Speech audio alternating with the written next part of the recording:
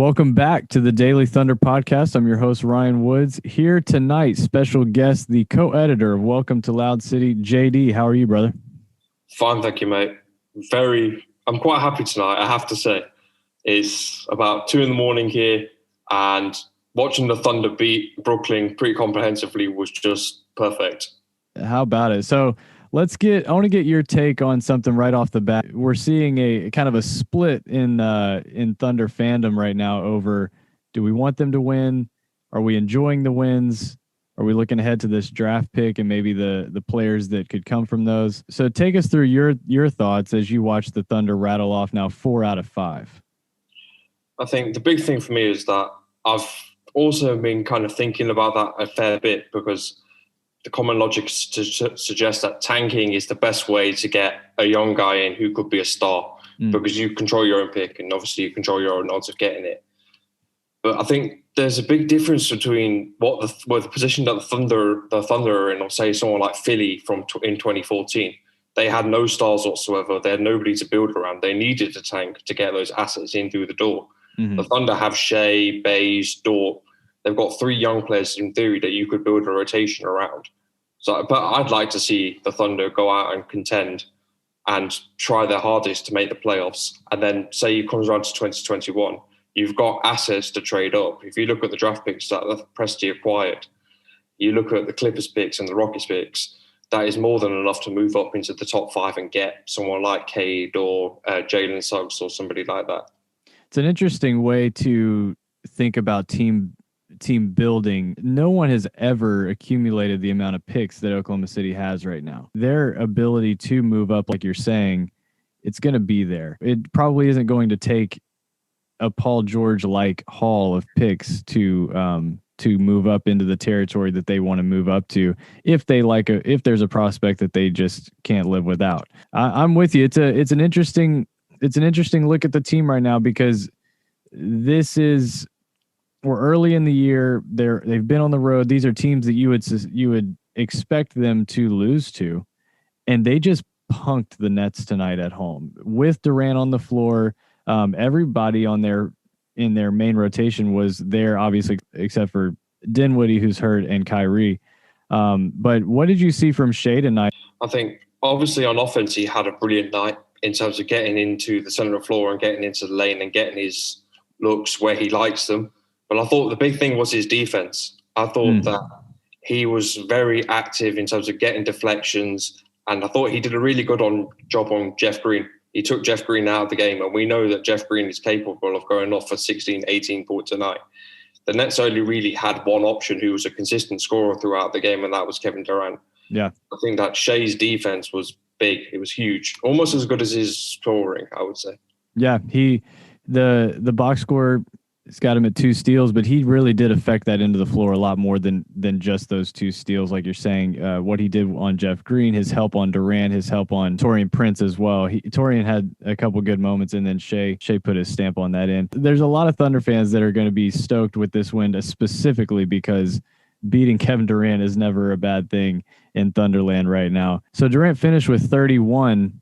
He still got his, but they made it tough on him. Specifically, Bazley, I thought, did a nice job on Durant for most of the game. He's still going to get his points, but Bazley made it tough on quite a few of those shots, including a successful challenge by Coach Dagnall to erase what would have been a 3-shot foul on some really, really nice defense from Bazley, showing his length. I think with that, Kevin Durant is such an effortless scorer. His combination of length and his movement and his ability to explode, he's just such a brilliant scorer that it's hard to stop him. But I think that Bazley did a really good job in constantly having a hand up and putting pressure on KD to take difficult shots. I think there was a possession in the first half which really caught my eye, which was that he forced KD to catch it in the mid-post about 18, 19 feet away from the rim. It's not an easy look to drain, but he's not allowing KD to get inside and get those looks that he wants or that are the most efficient. I think that Bazley just played the odds and did the best that he could. When KD's in that sort of mood, there's not much you can do to slow him down. Totally. And yeah, I was impressed with Bazley's footwork. I feel like that's something on the defensive end that he's really improved is his footwork, staying with guys that are a little bigger and a little smaller. He's really done a good job being a versatile defender, guarding threes and fours. Dort had a slow start on the offensive end, but when he came alive, it really sparked this team in the third quarter, leading to a 37-18 third quarter for the Thunder. That was the quarter that really catapulted them to this win. What did you see in the third quarter? I think in the third quarter, the big thing for me was the team just played hard on defense. If you look at it, they forced a lot of errors from Brooklyn. Brooklyn were not able to get into really any sort of offensive rhythm. Yeah. They were misplacing passes or they were turning the ball over. And obviously, I think a lot of that does come from Lou, because Lou's energy on that end of the floor, and he's become very much a leader on the perimeter in terms of taking on difficult assignments. And he's been very good and just stopping people and slowing people down. Like, I don't think Karis LeVert had that great of a night tonight, despite what his numbers say. Yeah. I think he did really struggle against Lou, and he's one of their big scoring options. So Dort did really well. The Nets finished with 17 turnovers, and we've been talking about it on the podcast throughout the year, is when the bench plays well in terms of this is from a tanking perspective, but when this team is at its best, it's going to be when the second unit plays well. The second unit coming into the season felt like the unit that was going to give up leads or allow a deficit to become so large the starters couldn't really do anything with it late in the fourth. But they have turned in 3 straight really solid performances. Again, the highest plus minuses of the night came from Oklahoma City's bench. Kendrick Williams finished with was a plus 16, Poku plus 16, Maladon was a game high plus 18, Diallo plus 17. When the bench plays like this, Oklahoma City is going to be competitive in just about every single game, because we've seen the starters. They're such a competent group, and they're building such a chemistry together that is going to lead to close games in the fourth. And we've seen Shea and Dort be such incredible crunch time players in the last couple years. Let's go to Hamidou Diallo. This is his second straight game with at least 20 points, both coming in his hometown of New York City. He finished with 25 points on just 14 shots. Did you ever see this type of scoring and this type of efficiency from Diallo?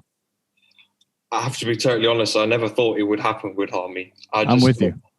The thing was, he always had this athleticism, and his ability just to get to the rim was always there. But then he would make silly decisions. So he would either drive too quickly, and then he wouldn't be in a good position to finish, or he'd settle for bad 3-pointers or bad mid-rangers.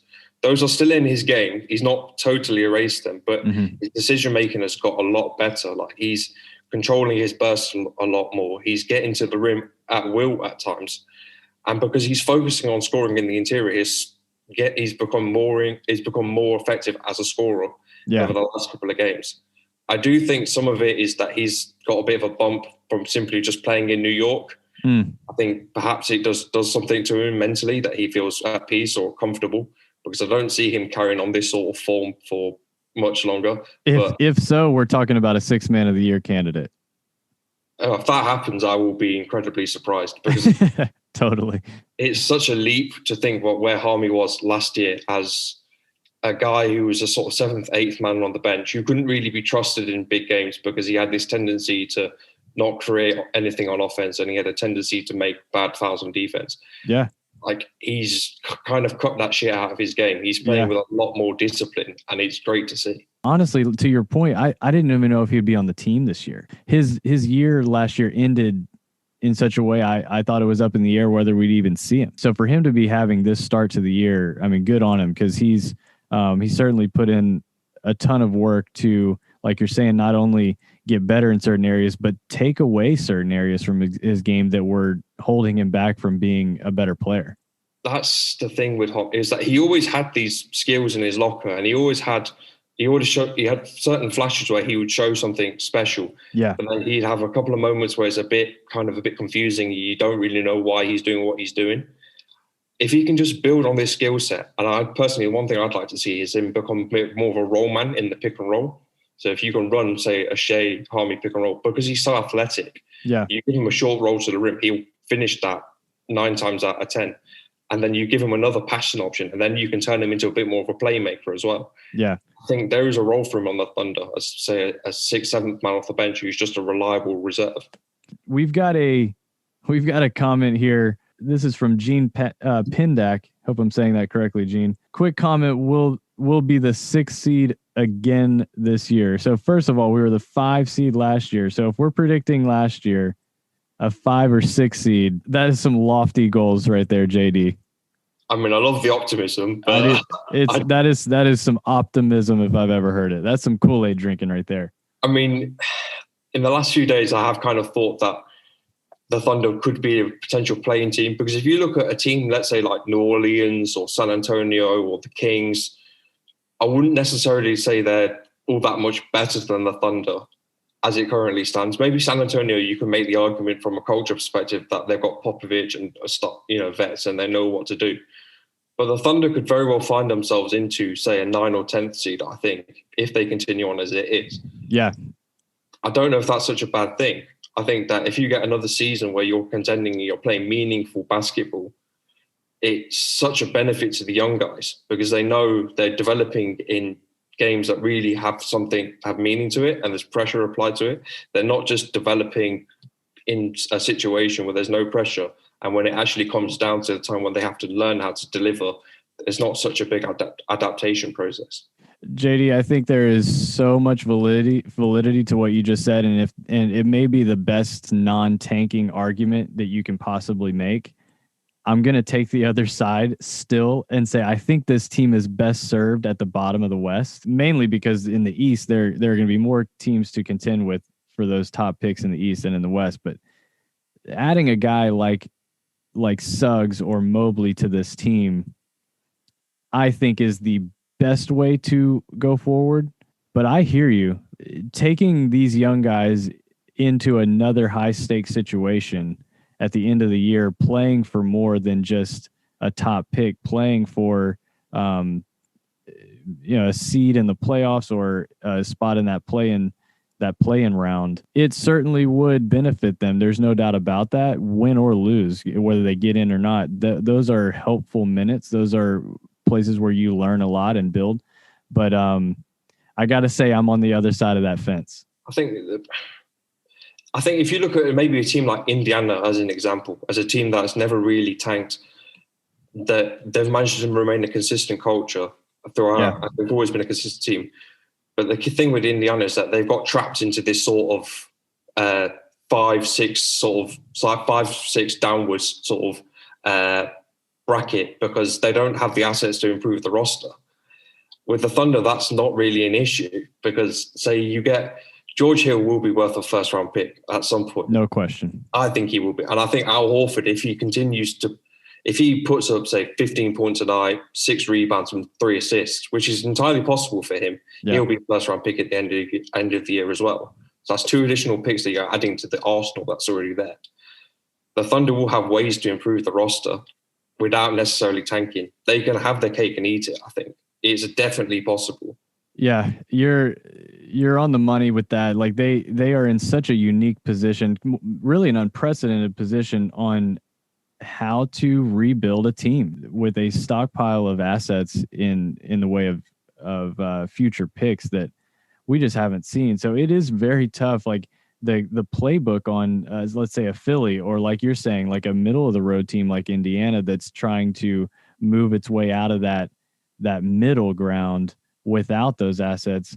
They've been able to improve themselves even without those assets. So what Oklahoma City has at their disposal, it's specifically Presti, is unprecedented. And it's going to be very interesting to see what he decides to do because of all of the different avenues he can go down. His piece in the Oklahoman last summer, talking about replenishing the franchise and getting this team kind of where they need to go, it really felt like they were signaling to a full-on tank season, maybe more than one. But who's to say? You know, this team could go exactly the way you're saying, stay competitive, keep this, build the culture from within as a competitive team, as a team that looks to get into that play in or even above, if they can, with these young guys improving, and use those picks to trade up or trade for the players that they want. So, JD, it's a great point, and I'm interested to see what happens next. I want to end talking about Shea. Did you see him stare down Durant after he drove the lane and dropped a pass off to, I think it was Roby for a dunk? Did you see that? Did you see that little stare, that little scream he gave Durant as he headed back down the floor? I mean, I saw it, and I think that he was just in that first quarter. He was just in his bag, having a good time. Yeah, because he was pulling off these moves. He did that up and under on Durant. Yeah, and he just cooked KD completely. He was. It's hard. Not many people do this, but he was having his way with Durant at times, and you could clearly see that he was just enjoying the challenge and enjoying the moment. It's very exciting to see from a young guy like Shea that he's figuring out that there isn't anybody really in the league that he can't go to battle with, or battle against, I should say. And Durant, I mean, I would say Durant is a top 3 player in the league, and what he was able to do tonight, going toe to toe with Durant, and then pulling this game out in Brooklyn, I think it's got to do worlds for Shea's confidence going forward. I think his confidence is clearly up because he didn't start the season particularly well. I thought that he did seem to struggle with the whole point guard. Or should I shoot it? Should I pass it? But in the last 2 games, he's become a lot more aggressive in driving and getting his shot. And that's the best way for him to create, is that when he's driving inside and collapsing defenses, he's creating looks for Lou or George Hill or even Al Horford on the perimeter, because he's got this brilliant skill of driving in and whipping a pass sort of behind him. And Horford's sitting there on the break and he can just get an open look. And it's a great look that Shea's created by his willingness to drive and get inside. You're exactly right. And one of my favorite things of the night was he finished 1 point short of a new career high. His career high is 32. He finished with 31. What I was so encouraged by was late in the game was essentially out of reach, but he was not out there chucking shots looking for that career high. He kept getting into the lane, like you're saying, and finding guys for the best shot possible. And sometimes that was a pull up in the lane for himself, but his unselfishness in the moment stood out to me, especially for a young guy who's still establishing himself in the league. That spoke volumes that he was still out there looking for others instead of himself. His unselfishness is the one thing which it's kind of a double-edged sword in a sense, in the fact that he makes the right decision on offense 90% of the time. But there are times where you do want him to kind of step up and start taking more shots and carry the load. I personally love how he plays the game. I think that unselfishness is the key to good team basketball. And I think that if you look at, say, the great teams of the past, of the last 3-4 years, you look at that, the Lakers team, LeBron was setting the point guard, setting everybody up. You look at that Golden State team, you had Durant, Curry and Thompson all whipping it around, moving the ball to each other. He's such a unique piece to have in how unselfish he plays and how he can play, up a position, down a position, and score really well. I genuinely think that he could be like a complete shooting guard. Yeah. Like someone, I don't want to say this because it's such a high praise, but say it. If he can get his shot attempts up, he's like a Dwayne Wade type character because he's got the size. He's 6'6". He scores from all 3 levels. He can play make. He can defend at a high level. That is what a complete shooting guard is. Well, it is to me. Yeah, and I think that he could be that sort of player. I've always looked at him kind of in the way that Utah uses Donovan Mitchell, in that he is a playmaker and he does set the table for others, but he is such a gifted scorer, and he's developing that even just in this short stint to start the year. We're seeing more of that. Like you're saying, he's just in his bag in some of these games. And I think that scoring number is going to climb and climb. He came into this game averaging 19. I think that number is going to rise as the year goes on. I think we're going to see him by the end of the year averaging 23, 24 points per game. with his improved shot, but more than that, his improved feel for the game and learning that he's borderline unstoppable against most guards, because most guys that he sees guarding him are going to be smaller than him, and his quickness gets by them, and also his size helps him shoot over them. It's a deadly combination for Shai. I'm excited to see what he does the rest of the year. The big thing for me is obviously his size and his speed, but it's his footwork. Mm-hmm. He's got this really offbeat way of moving where he's constantly mixing up pace and his strides. Like he'll take a long step then a short step. His ability to create space on a dime is so impressive. It's a great point. And like because he's so different in that aspect, he's a harder task for someone to guard because they're not used to playing someone like him.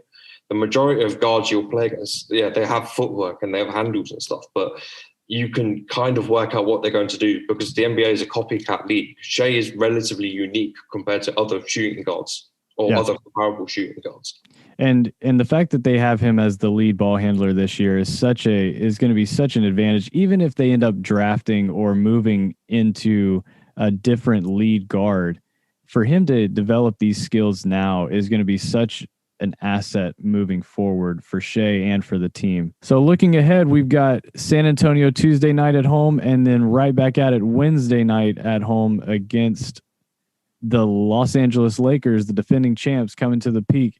JD, this was great. Where can we find your work?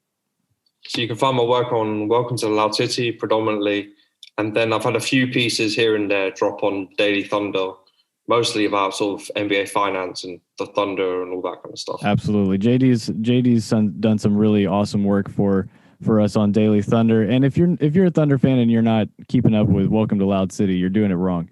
JD, thank you so much for joining us. It was a pleasure, man. Cheers. Thank you, mate.